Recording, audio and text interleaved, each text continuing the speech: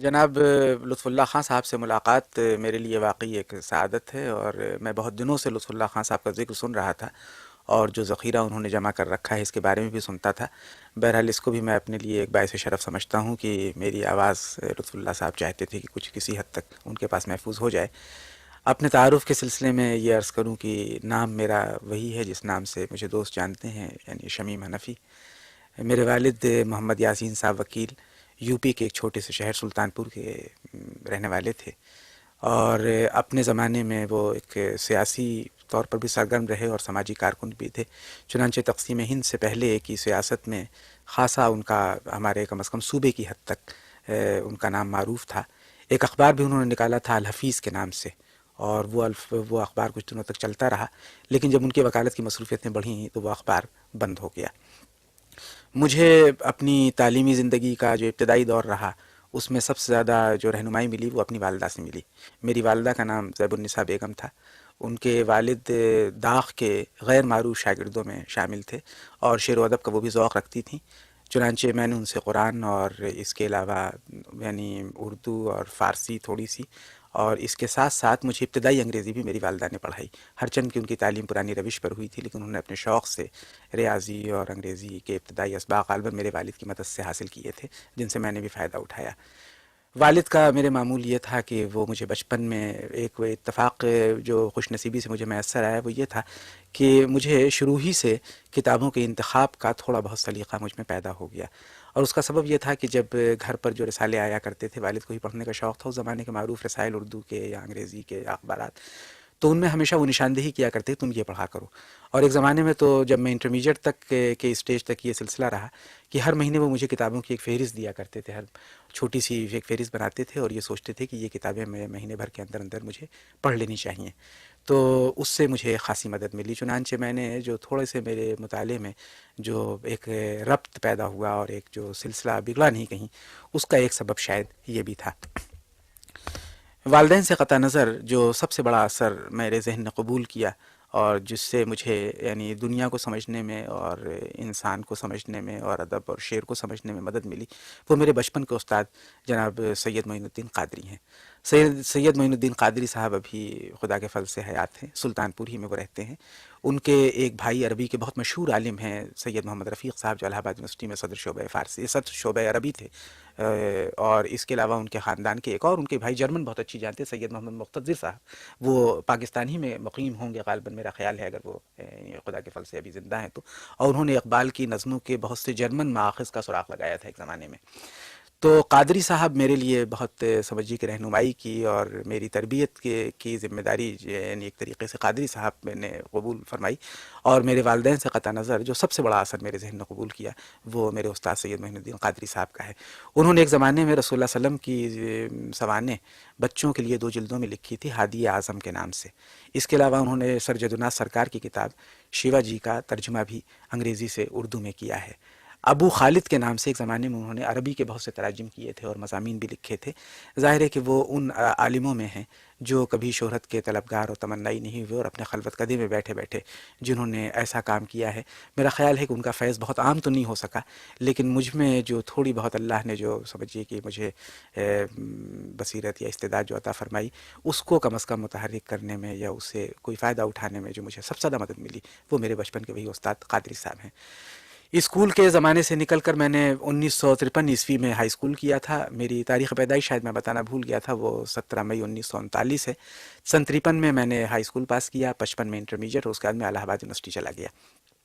الہ آباد یونیورسٹی اس زمانے میں ہندوستان کی معروف ترین یونیورسٹیوں میں اس کا شمار ہوتا تھا، اور وہاں کچھ ایسے اساتذہ بھی باقی تھے جو الہ آباد یونیورسٹی کی تاریخ میں لیجنڈ بن چکے تھے۔ مثال کے طور پر میرے مضامین تھے اردو اور انگریزی اور تاریخ۔ انگریزی کے شعبے میں اس وقت فراق صاحب تھے، اور ایک دوسرے استاد جو صدر شعبہ بھی تھے اس زمانے وہ تھے پروفیسر ستیش چندر دیب، جن کے نام محمد حسن عسکری مرحوم نے اپنے افسانے کو مجموعے جزیرے کا انتساب بھی کیا ہے، اور جزیرے کا جو عسکری صاحب نے اختتامیہ لکھا ہے اس میں بھی اپنی ان 2 اساتذہ کو انہوں نے ذکر کیا ہے۔ اور ایک جملہ مجھے یاد آتا ہے عسکری صاحب نے لکھا تھا اس میں اختتامیہ میں جزیرے کے، کہ ادب کے بہت سے رموز اور بہت سے بھید تو ایسے تھے جو میں نے اپنے یعنی دیب صاحب کی تقریر کے وقت، جو ان کے ہاں جب انگریزی ادب کے مشاہیر کا ذکر کرتے وقت ان کی آواز میں جو تھر تھری پیدا ہوتی تھی اور جو ایک جلال کی کیفیت نمایاں ہوتی تھی، اس نے مجھے ادب کے بہت سے اسرار کو سمجھنے میں مدد دی۔ اسی طرح فراق صاحب کا معاملہ بھی یہ تھا کہ وہ شعر تو بہرحال انہوں نے جو کہے ان میں اچھے بھی ہیں برے بھی ہیں، لیکن فراق صاحب کی گفتگو سننا ایک بہت بڑا تجربہ تھا۔ میرا خیال ہے کہ اردو زبان و ادب کی پوری تاریخ میں فراق صاحب سے بہتر گفتگو کرنے والا کوئی نہیں پیدا ہوا، اور فراق صاحب کو اگر یہ کہا جائے کہ وہ ایک حد تک ڈاکٹر سیموئل جانسن تھے اردو کے، تو غلط نہیں ہوگا، اس لیے کہ فراق کی ذہانت کا اور ان کی خلاقی کا سب سے زیادہ اظہار ان کی گفتگو میں ہوا ہے۔ مجھے تقریباً 9 برس تک یہ موقع ملا، یعنی یہ خاصی طویل مدت رہی الہ آباد کے زمانہ قیام کی، کہ میں نے 9 برس کی بیشتر شامیں فراق صاحب کے ساتھ گزاری۔ فراق صاحب میرے والد کے دوست بھی تھے اور میرے استاد تھے، تو اس وجہ سے ان سے دوہرا رشتہ تھا، اور شام کو ایک زمانہ ایسا ہوا کہ جب میں ہاسٹل چھوڑنے کے بعد مجھے تلاش ہوئی کسی ایسے گھر کی، وہاں ہاسٹل کے سلسلے میں پابندی یہ تھی کہ ایک معینہ مدت تک کوئی طالب علم ہاسٹل میں رہ سکتا تھا۔ میں نے چونکہ الہ آباد یونیورسٹی سے پہلے بی اے کیا، پھر میں نے ایم اے تاریخ میں کیا، پھر اردو میں ایم اے کیا، اس کے بعد میں پی ایچ ڈی کر رہا تھا۔ اس زمانے میں وہ مدت ختم ہو چکی تھی، اور کچھ دن یہ ہوا کہ میں الگ ایک مکان کی تلاش میں تھا۔ فراق صاحب نے مجھ سے کبھی میرے یہاں تم آ جاؤ اور باہر کا کمرہ جو ہے اس میں رہو، تو وہ کوئی 1.5 برس کا عرصہ تو میں نے اسی گھر میں گزارا۔ تو میرا خیال یہ ہے کہ جو تربیت میں نے اس زمانے میں حاصل کی، اور جو کچھ ادب کو سمجھنے کا یعنی بڑا یعنی چھوٹا موٹا جو سلیقہ مجھ میں پیدا ہوا، اس میں دیو صاحب کا نام بہت نمایاں ہے، پروفیسر ستیش چند دیو، فراق صاحب جو مجھے انگریزی زبان پڑھاتے تھے، اور گھر پر بھی اکثر یہ ہوتا تھا کہ فراق صاحب نے مضامین مجھے ڈکٹیٹ کروایا کرتے تھے، اور آخر عمر میں ان کے ہاتھ میں راشا ہو گیا تھا، وہ خود نہیں لکھ سکتے تھے، تو مجھے یاد ہے کہ وہ اس سے کم از کم میری اسپیلنگ کی، املا کی غلطیاں جو بعد میں فراق صاحب دیکھتے تھے تو ان کی اصلاح ہو جایا کرتی تھی۔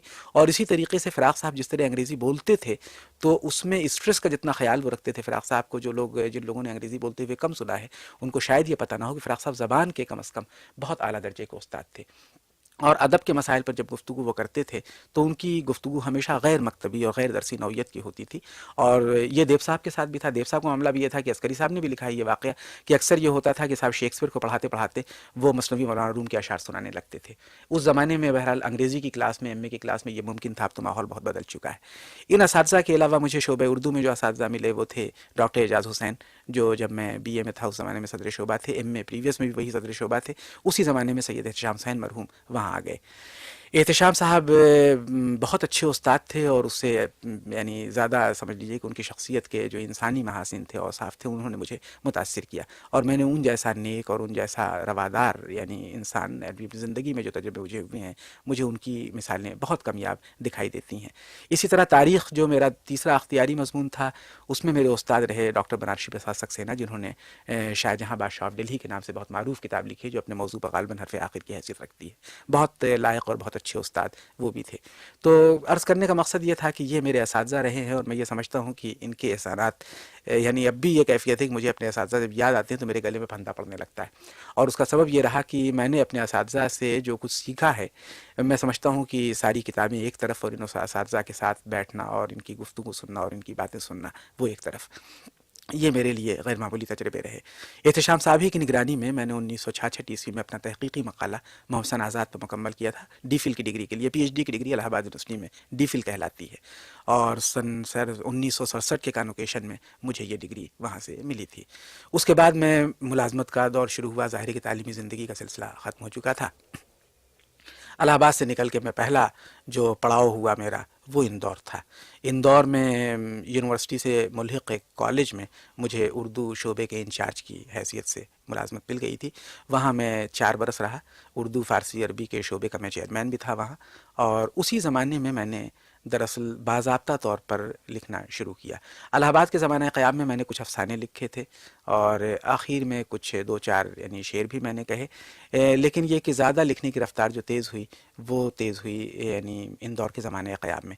اندور آنے سے پہلے احتشام صاحب کی فرمائش پر ان کے بھائی چھوٹے سید سرفراز حسین نام ہے ان کا، لکھنؤ میں امامیہ مشن یا سرفراز قومی پریس کے وہ غالباً مینیجر تھے، ایک ان کا پبلیکیشن بھی تھا۔ احتشام صاحب کے کہنے پر میں نے ان کے لیے بچوں کی 2 چھوٹی چھوٹی بایوگرافیز لکھی تھیں، یہ میری پہلی کتابیں تھیں، اور جو وہاں سے شائع ہوئی ہیں احباب پبلیشرز لکھنؤ کے ادارے سے۔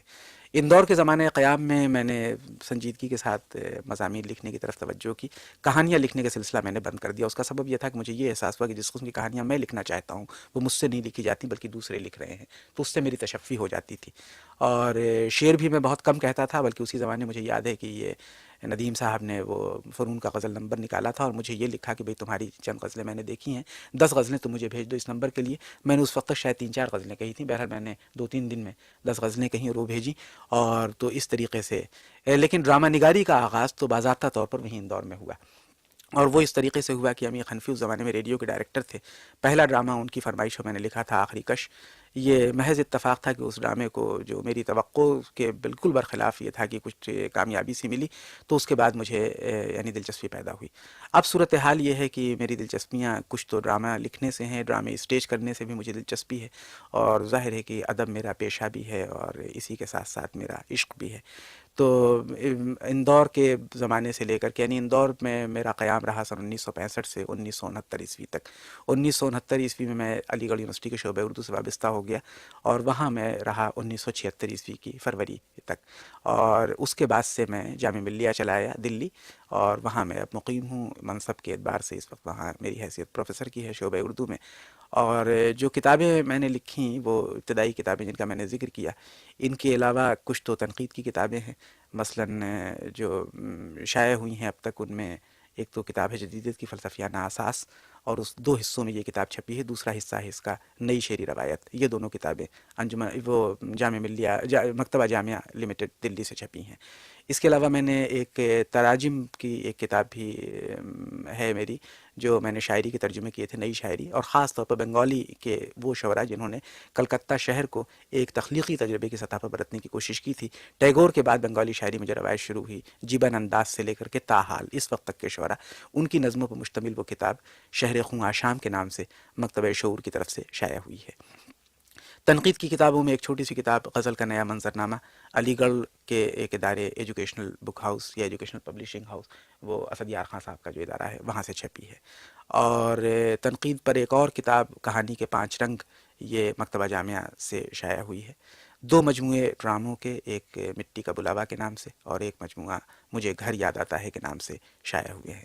چند کتابیں بچوں کے لیے بھی، مجھے بچوں کے لیے لکھنے کا شوق اندور کے زمانے قیام میں تھوڑا اس میں اضافہ یوں ہو گیا تھا کہ میرے ایک دوست بچوں کا ایک اخبار نکالا کرتے تھے، ہندی رسم الخط میں، اور مجھے چونکہ تھوڑی بہت ہندی آتی تھی، اس لیے میں ان کے رسالے کے لیے مضامین، کہانیاں اور فیچر لکھا کرتا تھا.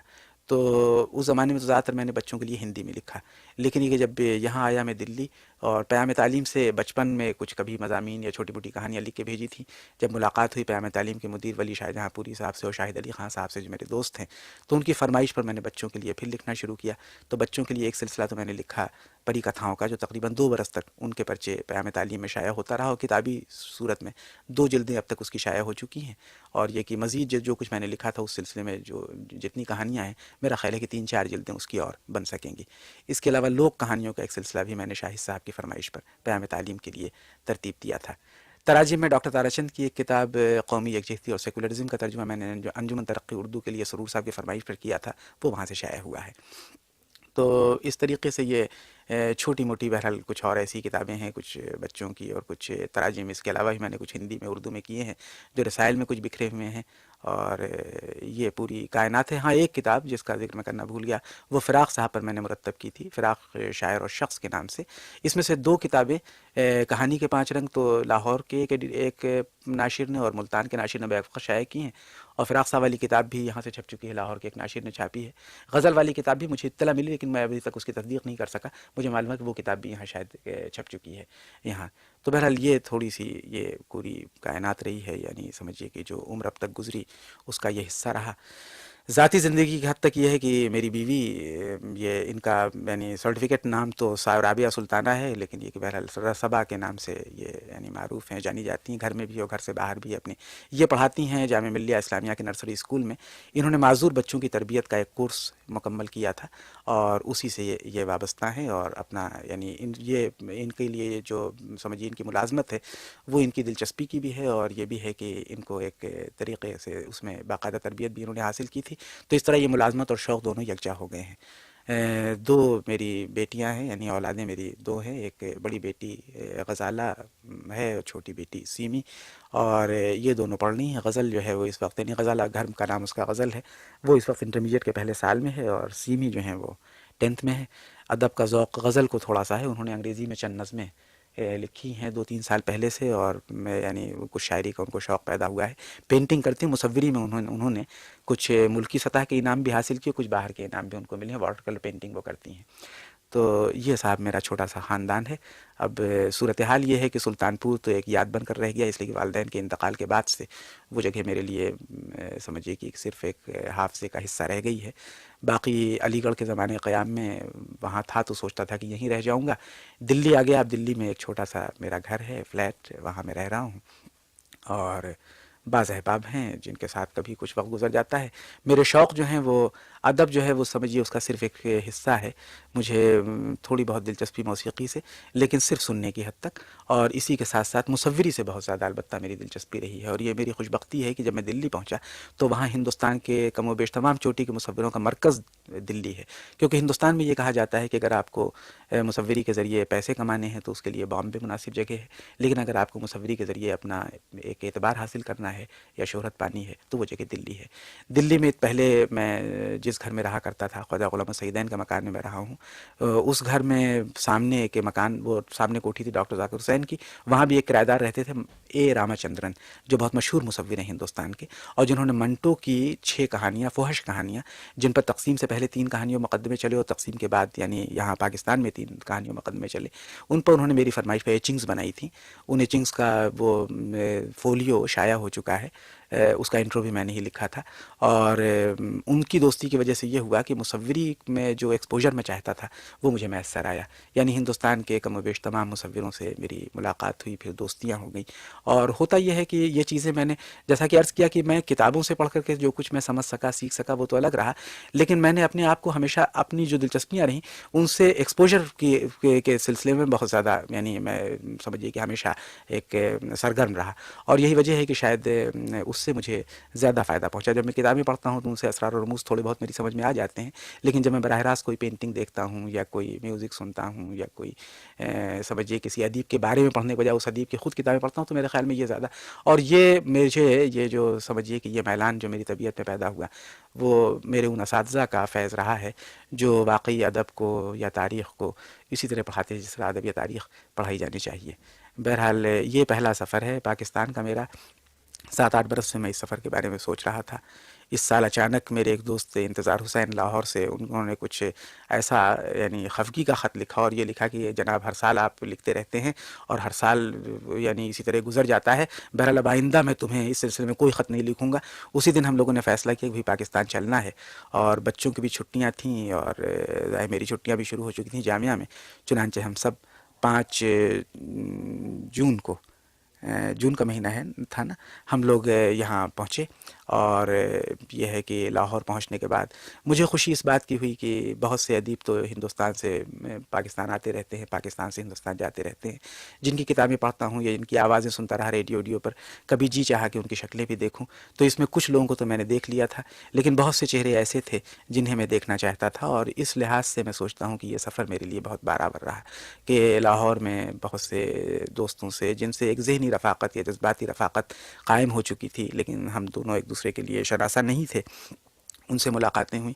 اس کے بعد میں چاہتا تھا کہ یہ ملک جو جس سے ظاہر ہے کہ میرے بہت سے اعزا بھی یہاں ہیں اور اس ملک سے ایک جذباتی رشتہ رہا ہے. والد میرے بہت یعنی اس زمانے میں جس طریقے سے ان کا تعلق رہا یہاں کی بعض شخصیتوں سے، تو مجھے یہ خیال پیدا ہوا کہ پاکستان کو اچھی طرح دیکھنا چاہیے. چنانچہ میں یہاں کے بعض شہروں میں گیا اور سب سے زیادہ مجھ پر جو خوشگوار اثر مرتب ہوا وہ اسلام آباد میں لوک ورثے کا تھا.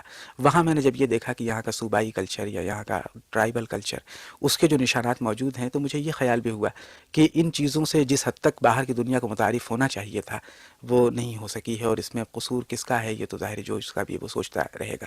لیکن یہ کہ یہ میں نے ضرور محسوس کیا کہ یہ زمین یہاں کی خاصی نم ہے، اور یہاں جو زندگی مجھے دکھائی دی مختلف علاقوں میں، میں نے کچھ یہاں کے ان علاقوں کا بھی سفر کیا جو پہاڑی اور یعنی کوہستانی اور آج کل کہنا چاہیے برفانی علاقے بنے ہوئے ہیں.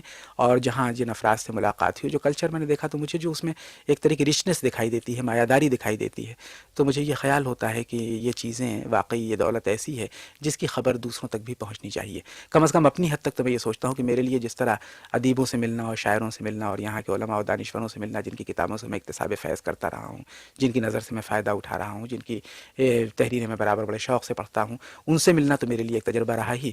اسی کے ساتھ ساتھ یہاں کی عام زندگی اور یہاں کے مثال کے طور پر جو فنون کے سلسلے میں، اور میں نے خاص طور پر یہاں کے جو فوک آرٹس ہیں ان کے سلسلے میں جو کچھ میں نے دیکھا، اس سے میری آنکھیں بہت روشن ہوئیں. اور یہ سمجھتا ہوں کہ بہرحال سفر میں پہلے تو آدمی بڑی جان جوکھوں کے سفر کرتا تھا اور بہرحال منزل مراد اس کے ہاتھ لگتی تھی اور سفر تجربہ بھی بنتا تھا اس لیے، لیکن اب سفر کے وسائل ایسے ہو گئے ہیں کہ دلی سے یہاں تک لاہور تک پہنچنے مجھے 40 منٹ لگے تھے، لیکن یہ خیال ہوتا ہے کہ جو کچھ میں نے حاصل کیا ہے اس کے لیے ایک عمر کا سفر درکار تھا۔ بہرحال ہم سب یہاں بہت خوش ہوئے آ کے، اور جی چاہتا ہے کہ کچھ پیاس باقی رہے جب ہم جائیں یہاں سے، تاکہ دوبارہ بھی آنے کا جذبہ پیدا ہو۔